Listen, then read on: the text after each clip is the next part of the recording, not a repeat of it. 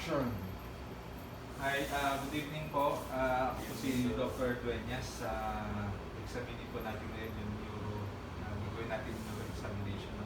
Okay. Ano natin yung mga brain functions nyo. No? So, anahin po natin yung cerebral examination. So ano nga po ulit ang pangalan nila? Philip Macalino po, Doc. Saan po kayo nakatira? Sa Quezon City po. Tapos birthday? November 6, 1994. Okay. So the patient is conscious, coherent. Tapos ano po, nasaan po kayo ngayon? Nasa Lugar na itong ngayon? sa Veterans Village po sa Duenas Medical Clinic. Okay. Tapos anong araw ngayon? Today po is Sunday. Sunday. Anong date? October 4, 4 ngayon. 2010. Tapos kilala nyo kung sinong presidente ng Philippines? Yes po. Sinong pangalan? President Rodrigo Duterte. Okay, so the patient is oriented to time, place, and person. No? And then we will check for his memory. So, meron sa ipapakita tatlong bagay, alalahanin mo. Tapos mamaya itatanong ko sa iyo, ha? Sige po, Doc.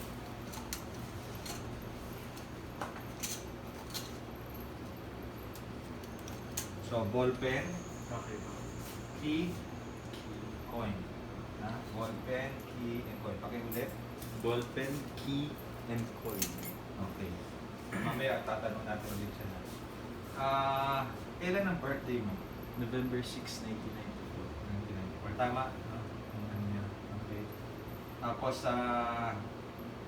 ano yung, kanina, paano ka pumunta dito?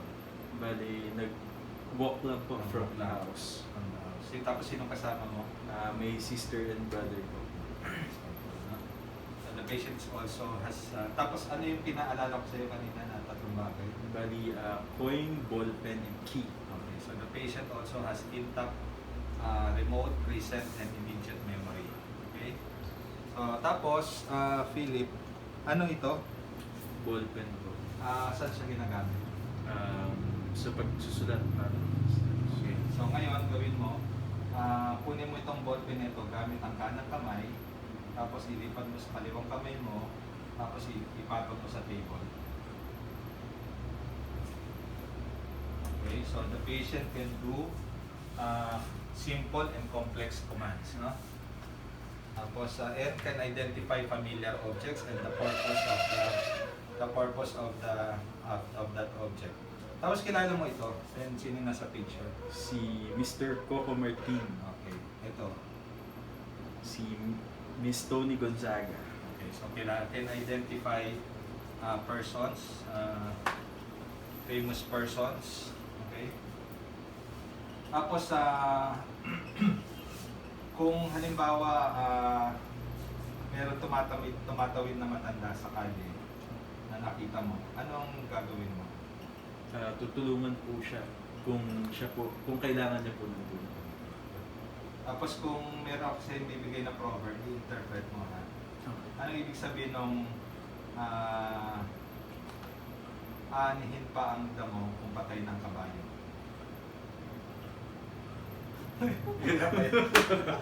Iba na lang. Halimbawa yung do not do unto others what you don't want others to do unto you. Ayan, huwag mong gagawin sa'yo kung ayaw mong gawin. Huwag mo, ayaw mong gawin ng Kapwa mo sa'yo. Okay. Okay. So, tapos, magko-compute, ha?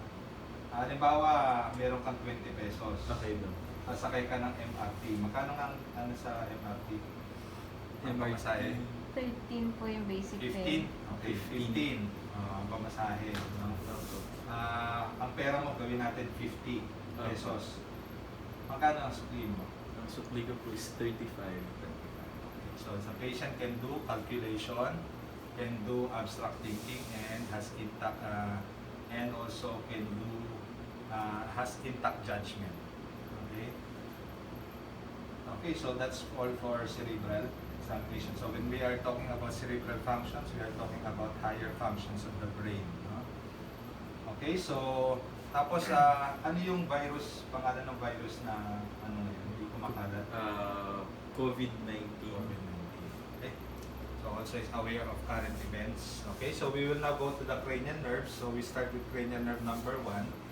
So test muna natin yung patency ng nose kung ano. So ganun ulit, alisin mo muna yung ano, tapos blow ka dito. Takpan yung kaliwang butas.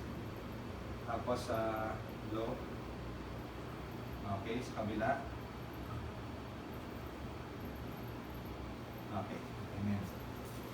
Okay, tapos meron kasi yung pikit ang mata. Tapos takpan mo yung takpan mo yung kaliwang butas ng ilong. Papaano kasi may papamoy ako sa'yo. Sabihin mo sa akin kung ano. Sige, Ha? Lolo. Okay, pikit ang mata. Kaliwa po, Dok. Kaliwa mo na. Ito, ano ito?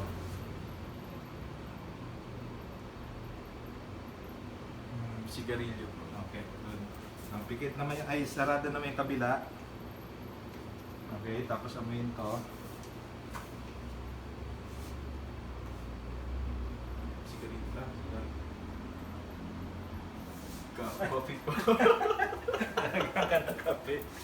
Pakipunasan po yun. Okay, so tama no, coffee. Coffee ba? Coffee po. Okay, tapos ano tayo yung so that's cranial nerve number 1, which is olfactory nerve, which is a pure sensory nerve. We will follow it with cranial nerve number 2, which is your optic nerve, purely sensory nerve. So we will first, so 2 and 3, so we will check your pupillary light reflex, which is innervated by cranial nerve number 2 and 3, cranial nerve number 2 sensory, cranial nerve number 3 motor. No? So, ano ulit, so ilawan natin, so yung sa akin ng diretsyo. Okay. Okay. Or consensual or indirect light reflex. Okay. Okay. Tapos yung kagaya ginawa natin kanina, susundan sa mata lang. Huwag gagalaw yung ulo. Okay. So, pupils equally to reactive to light and accommodation. Tapos yung kanina ginawa natin, yung magpapasa. Ulitin natin. Sige po, Dok. So, ganun ulit. Takip ang kaliwang mata muna. So, tapos basahin ito. Okay. In the Philippines, Ano yan. Tapos kabilang mata naman. Ito. from 6 months onwards. Okay. So, the patient can read from a magazine. Pupils equally to reactive to light and accommodation. Then we do your visual field. So i-extend ko yung kamay ko nito dito. Tapos turo mo sa akin kung saan ko ginagalaw. Ha? Kung dito, doon, o dalawa. Ha? Okay. Nakatingin lang. Nakatingin lang ka na sa akin, huwag gagalawin yung ulo. Ha? Sa left po. Okay. Both po. Nasa right side. Okay. So intact. Sa visual field is intact. Positive for finger wiggle test. Then we do your fundoscopy, yung kagaya ginawa. Ulitin ko lang yung ginawa natin sa ano. We will look again at your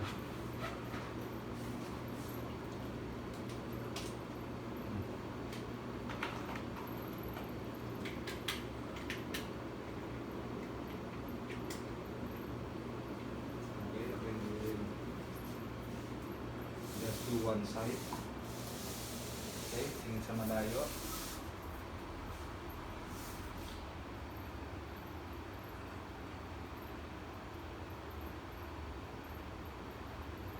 Okay, ha? Then you do it on the other side also. So, cranial nerve number 2 is intact and cranial nerve number 3 is intact. Then we do cranial nerve number 3, 4, and 6. 3, 4, and 6 are purely motor nerves, so oculomotor, trochlear, and abducens. No? So 3 is oculomotor, trochlear, and abducens. No? Okay, so sundan ito habang wag gagalawin ng ulo, mata lang. No? Okay.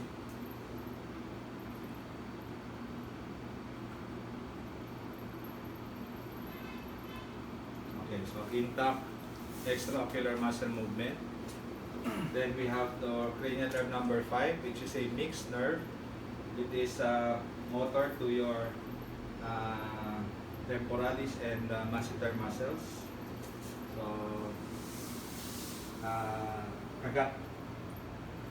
Yan, okay? Tapos isa pa, kagat ulit. So there is contraction of your temporalis and your masseter muscles. No? Then we check for your we check for the pain and light touch of the face. So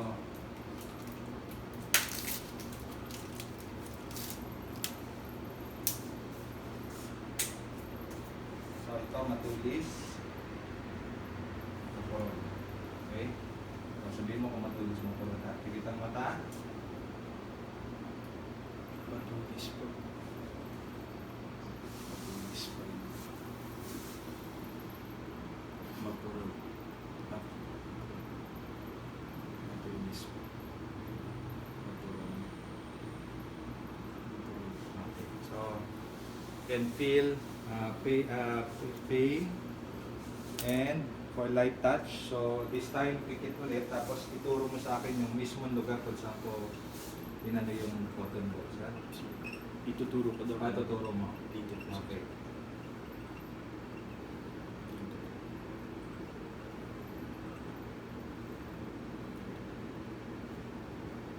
Okay, so you can identify pain and light touch. No? Then, also for corneal reflex, it is sensory to the trigeminal nerve and motor to the motor is facial nerve. No? So the stimulus is perceived by the by the trigeminal nerve, and the one that causes the blinking is the facial nerve. So tingin sa sa diretso. Okay, so there's positive blinking. So cranial nerve number 5 is a mixed nerve. It is both sensory and motor. Okay? So cranial nerve number 6, tapos na tayo. Cranial nerve number 7 is facial nerve. So facial nerve is, we will test the facial muscles. So taas ang kilay. Okay? Pikit ang mata. Tapos huwag mong padidilat sa akin. Labanan mo. Okay? Tapos pagdikitin ng kilay. Okay, so you can see that it's symmetrical, equal on both sides. Then, ngiti. Okay. Lagyan ng hangin ng pisngi. Okay. Okay, tapos sipol. Okay. So the intact ang kanyang facial muscles, no? Then so that is motor. So the motor component of your facial nerve. For the sensory, so pikit ang mata, labas ang dila, tapos identify mo sa akin kung anong lasa ito, ha?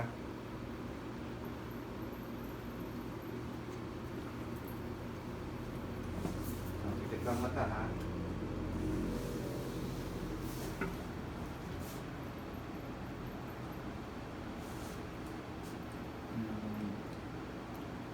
Kung ano po siya, Doc, no? Oo. Toothpaste po. Hindi, sabihin mo sa akin pala kung matamis, Yan ang matamis po. Matamis po. maasim, mapait, or anta. Ito naman. Okay? Huwag mo ipapasok yung dila mo, ha? Ilasahan mo lang na sa ano lang, doon sa dila lang. Maasim po. Maasim. So cranial nerve number 7 is also intact. The taste of the anterior 2/3 of the tongue is intact. Okay, cranial nerve number 8 is for vestibulocochlear nerve. So we will test the hearing. So magwi-whisper ako, sabihin mo sa akin kung ano yung sinabi ko, ha? Habol. Apple. Sorry, Doc. Sorry. Apple. Pencil. Okay. So intact hearing. And then habol.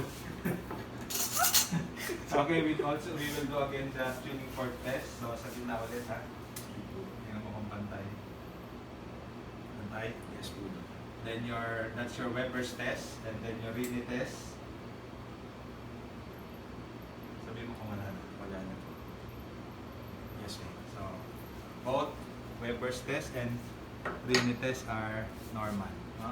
So, that's cranial nerve number 8, vestibulocochlear, pure sensory nerve. Then we have your 9 and 10, which is your glossopharyngeal and hypoglossal nerve. And glossopharyngeal and vagus nerve pala. Okay, so we are going to check for your uvula. Okay. Open your mouth. Say ah. Okay, so the uvula is in the midline and it goes up symmetrically. Then we do your gag reflex.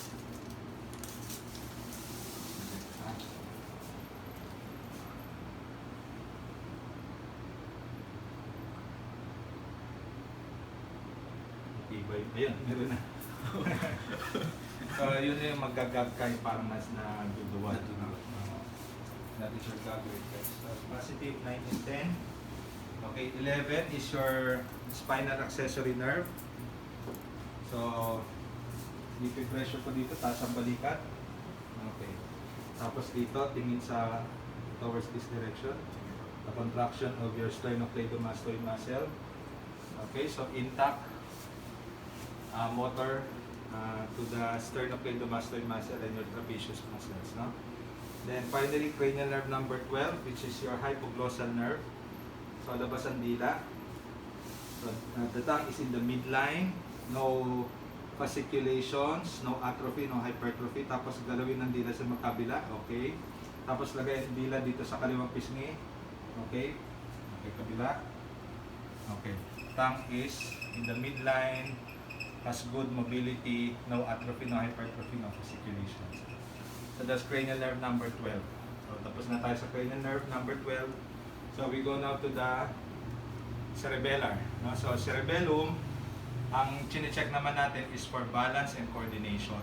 No? So first is we will do your finger to nose test. So extend ko yung kamay ko. Yung daliri mo, touch mo yung ilong mo. Tapos i-touch mo itong dulo ng daliri. Okay, so kailangan maapod mo. Sige, pabibalik sa ilong ulit. Okay, so touch yung dulo ng daliri. Okay, mas mabilis. Okay. Okay. Okay. So that is your what we call finger to nose test. So okay. So that is your then you that is to check for dysmetria of the upper extremity. For the lower extremity, gawin mo ito mabilis.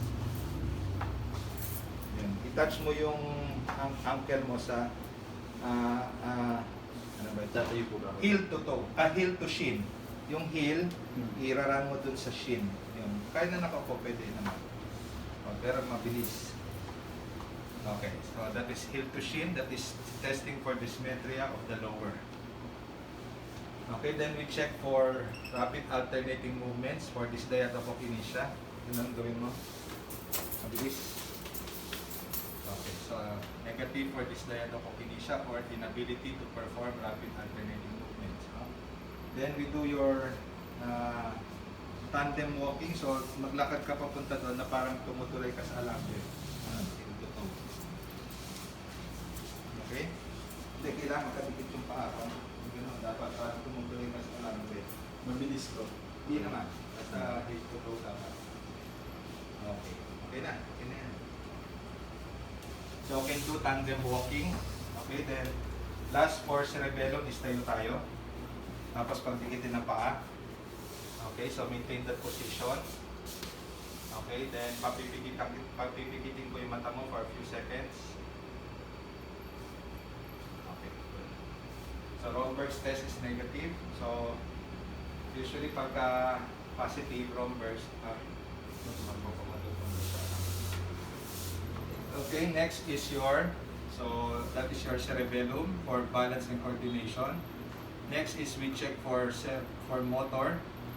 For motor is we check if there's any atrophy or hypertrophy of the extremities. Wala naman. Okay. Then we check for muscle tone. So muscle tone is tinitingnan natin kung during movement if there's contraction and relaxation of the muscles. Okay. Okay, so if there is sustained contraction, that is what we call your spastic paralysis. Sa tangon na natin is it is hypertonic. Pagka sustained relaxation, that is what we call your flaccid paralysis, which is hypotonic. Okay? Then we check for your there are no abnormal muscle involuntary movements, no fasciculations. And then we do your muscle strength. So muscle strength, every muscle group should be checked. So ititin yung daliri ko na mahigpit na hindi ko matatanggal. Okay? Tapos itaas ang kamay ko, itaas ang kamay habang pinipigilan ko. Bababa. Okay, buka yung kamay na gano'n. Pigilan. Okay.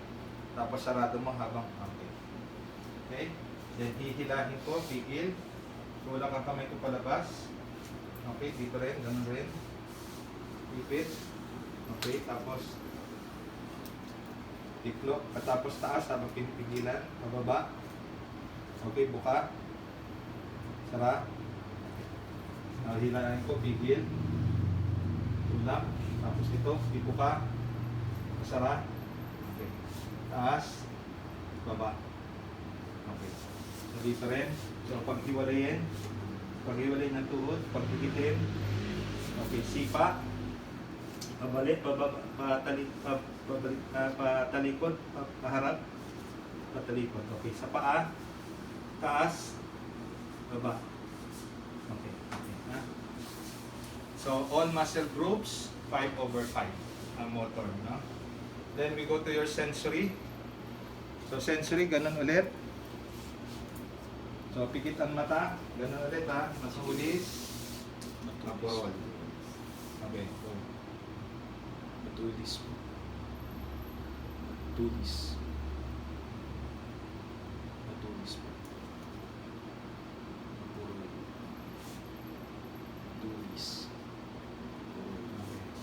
So then you do it also at the lower extremity. Then fine touch, light touch, turo yung eksaktong lugar. Okay. Okay. Okay. So intact for pain and light touch. Okay, then pikit ang mata.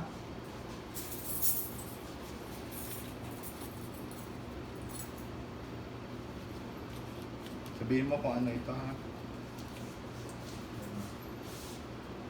Ano ito? Ihawakan mo. Key. Okay.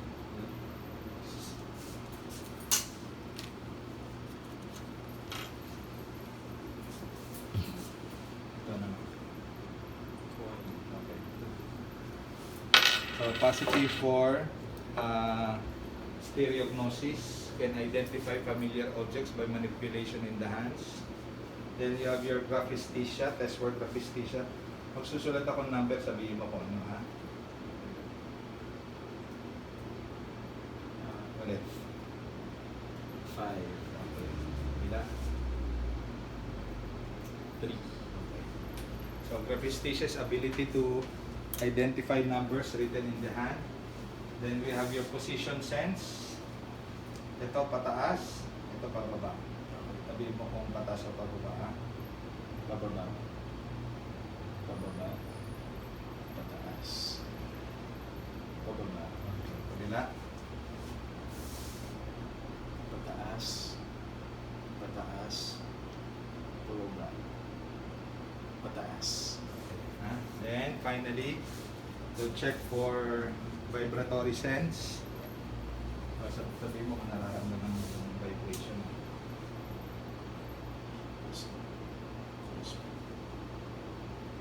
Okay, kabila.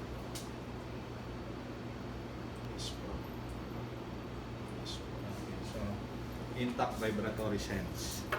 So, tapos na rin tayo sa sensory. Then we go to your reflexes. So for the reflexes, we start with biceps reflex. Relax sa akin, nakabaksak lang. This is your biceps reflex.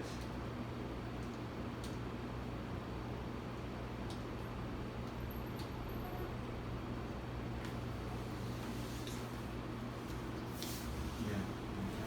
Okay. Then you have your triceps. Baksak lang ha. Yan, ha? Ang triceps reflex. Okay, triceps. Okay, biceps. Relax, nakabaksak lang sa akin.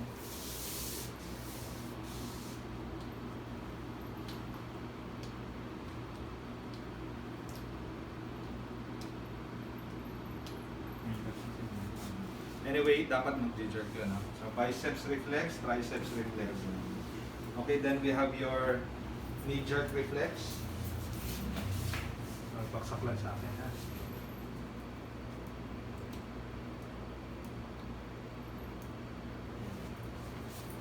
Okay, baksak.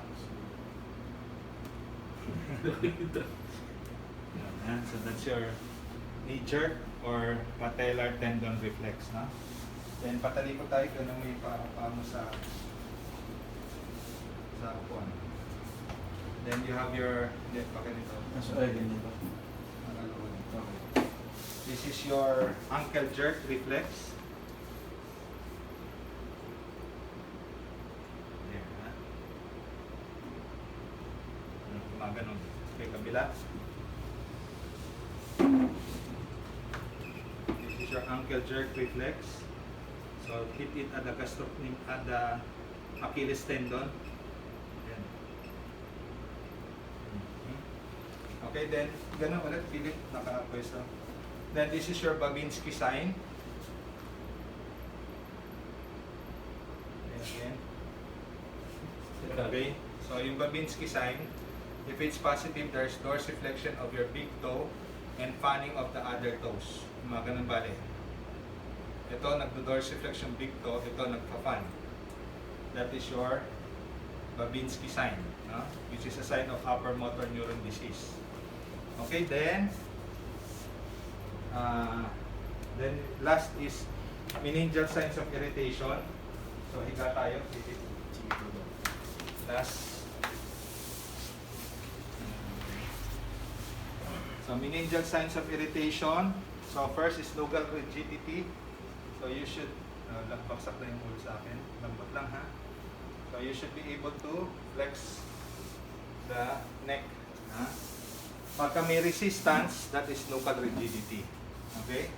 Then related to that, pagka tinaas mo, and there is flexion of the knees, then that is positive for Brudzinski sign. No? Brudzinski sign. So B, Brudzinski, batok. So, tinataas mo yung batok, tataas yung tuhod. No? Then, you have your Kernix. Kernix is flex at the knees, then at the hips, and then hyperextend. Pagka masakit dun sa likod, then that is positive for Brudzinski, for Kernix sign. So, Kernix, K, knee. K-N-E-E, Kernix. So, those are the three signs of meningeal irritation. Nuchal rigidity, Brudzinski sign, and Kernix sign. Okay? Okay, so that finishes our neurologic examination. Okay.